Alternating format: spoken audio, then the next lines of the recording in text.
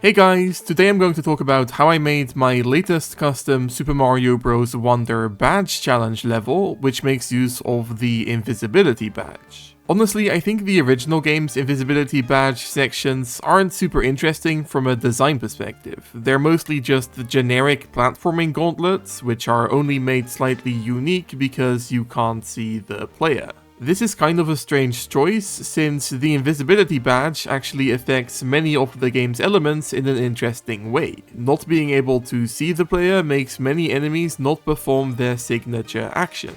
Now obviously, making a level that's filled with docile enemies that are less of a threat than usual because they can't see you wouldn't be that interesting either, but that's where these lamps come in. Because even though these don't appear in any invisibility badge challenges in the original game, these temporarily make the invisible players visible. In order to take advantage of this gimmick, I decided my badge challenge should feature Thwomps and Hammer Bros, which both only work when they can see the player. And additionally, I decided to use some bone piranha plants that the Thwomps could crush, and also donut blocks, mostly because those subtly show the player's location even when they're invisible. So with the level's mechanics decided upon, it was now time to start working on it. Because Thwomps, Hammer Bros, and Bone Piranha Plants are all quintessential castle mechanics, something kind of strange I decided to do for this level was make use of the castle theme. The original game doesn't have any castle badge challenge levels, but to be honest, this does feel like something the original game could have done, just like the factory themed badge challenge I've made previously. Also, since I have no idea what I'll end up doing with boss fights in my mod, I've been kinda scared to make a proper castle level of any kind, so this felt like a decent compromise for now.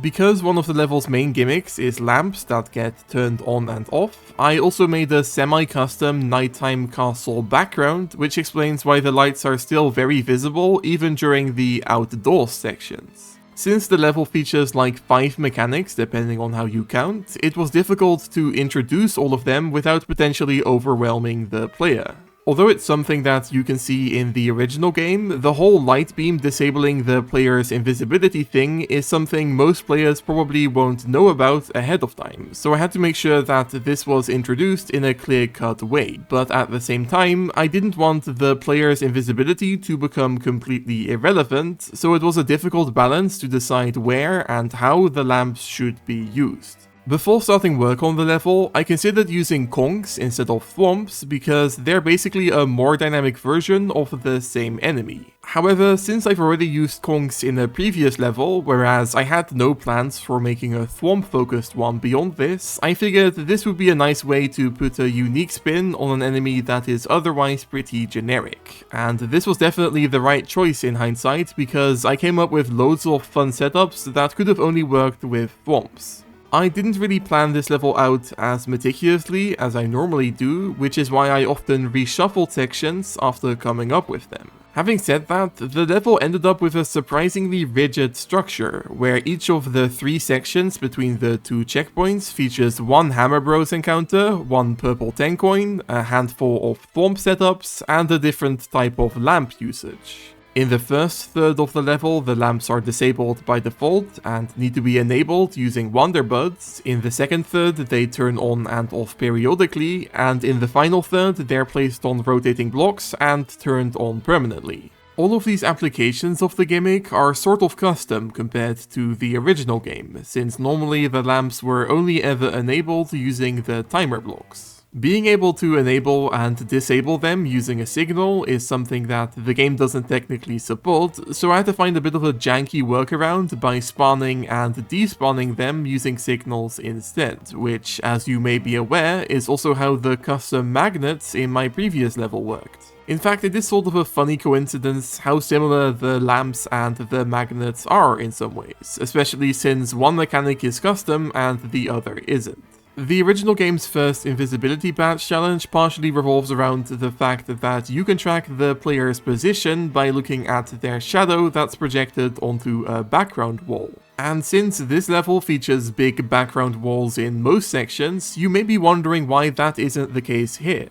Well, the Invisibility Badge's shadow system is something that can actually be enabled or disabled on a per level basis, and it isn't enabled in any of the other levels in the original game. I could have made it work with my level's background walls, but that would have either made the majority of the level much easier, or required me to significantly reduce the amount of background walls in the level. And since I quite liked the vibe of having the night sky only be visible occasionally in between the darker indoor sections, I decided to just not bother with the shadow system at all, which isn't even super inconsistent with the original game or anything, since again, this is a gimmick that's only enabled in the badge challenge levels. Even as it is, I do feel like the number one gripe one could have with my level is how it doesn't really revolve around the player's invisibility in the same way the original game's levels do. There are barely any sections where not being able to keep track of the player's exact position is the main challenge. Instead, the invisibility is basically just there to facilitate the actual main gimmick, which is the enemies sometimes not being able to see the player.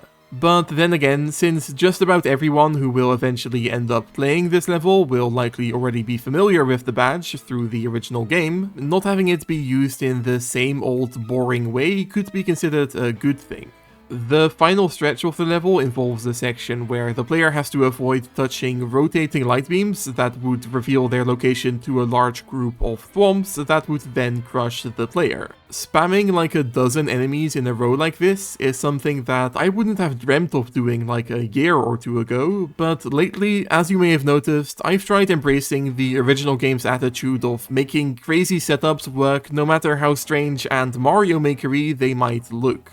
I could have reduced the amount of thwomps if the game had featured the bigger thwomp variant introduced in the new Super Mario Bros. Games, but that doesn't technically exist in Wonder. It is possible to resize thwomps manually to make them bigger, which works surprisingly seamlessly, but I also felt that introducing that at the very end of the level would be weirder than just placing a bunch of smaller thwomps. Now, as usual, I didn't record me placing in the talking flowers because that's often just a bit of a tedious process, but in the case of this level it barely took any work because the level barely features any talking flowers. See, the original game's invisibility badge sections don't have any talking flowers for the most part because they don't react to the player if they can't see them. But in my level they can if they're under a lamp that turns off the invisibility. So I made one or two talking flowers react to that, which seemed like a decent compromise. Anyways, now let's go check out the level in-game.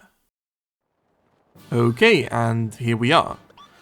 So at the start here is really the only part of the level where it actually revolves around the invisibility in the way it did in the original game, so you can see my location sort of by looking at the donut blocks, but apart from that, that is really sort of the challenge here, but also of course we set up the idea that the Hammer Bros can't see us, and also the Thwomp here can't see us until we activate the lamp, and that then gives us this power-up. The funny thing here is that I could have hit this block before the lamp was activated, and that then would have made the mushroom pop out on the top, and the Thwomp would have crushed the mushroom. So that's a bit strange, but you know, it's a badge challenge level. You can easily reset by killing yourself, and you don't even lose a life for that. So if anything like messes up in a stupid way like that, I feel like that's not too big of a deal, and the player can just reset if it's a really big deal for them for some reason. Anyways, here's the first purple 10 coin, which I really like because it, yeah, like sort of lures the player over here, which then makes the Thwomp drop down, but then plot twist, the first purple 10 coin is above the Thwomp. That's a really nice little setup there, and this is just kind of a classic thing, which once again, I probably wouldn't have done this like this if this was a traditional level, but because it's a badge challenge, sort of surprising the player and potentially killing them without them really being able to react is fine because they can just reset and it won't cost them a life or anything. There, the idea is that if I had lingered there for a second, the Hammer Bro would have seen me and thrown a hammer because of the light, or at least when the light is activated, he would have thrown a hammer. That's kind of how that works in relation to the Hammer Bros, and here we can see how it works with the Thwomps once again.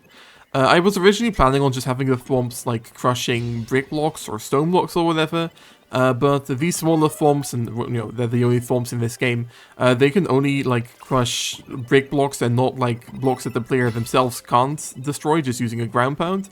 So there really would have been no like elegant way of having sections like those actually be something the player has to interact with instead of just ground pounding brick blocks themselves, if that makes any sense. So that's how I ended up settling on the idea of using the bone piranha plants. That purple 10 coin there can be a bit finicky. You can also, instead of doing it the way I just did it, you could have had, like, just done this, then dropped the thwomp, and then that would have allowed you to then get the purple 10 coin safely by just dropping down after the thwomp has already died. And either way, seeing the thwomp drop down into the void like that is pretty funny. And yeah, now we get into the third section of the level with the rotating light beams. And this is really quite cool here. I think this is kind of a nice evolution of everything that's been set up. Once again, we have the same sort of hammer bro thing, but this time with 2 hammer bros to ramp up the difficulty. And with the rotating light beams, they can sometimes spot you and sometimes they can't. And yeah, just really the fun thing about the invisibility badge in the way I've used it in this level is that like in both cases, whether you're visible or not, there's always some kind of disadvantage, because when you're visible, then that means that you can see yourself, which makes it easier to track yourself across the screen, but it also means that other enemies can see you, which can make things more difficult. But then obviously being invisible sometimes can be annoying because you can't see exactly where you are. So it's kind of a win-win, or rather a lose-lose on the part of the player. And yeah, here's the final section with all of the thwomps, kind of interesting. And we can hit this block and make sure we don't get seen by the thwomps. And then we can lure the thwomp down to get the final purple 10 coin, and there we go. And yeah, guys, that's gonna do it for this level and also for this video. So if you enjoyed, maybe consider leaving a like or subscribing or whatever. I also have a public Discord server, and you can sign up for a YouTube channel membership if you want to watch my videos early. But thank you guys so much for watching, and bye bye!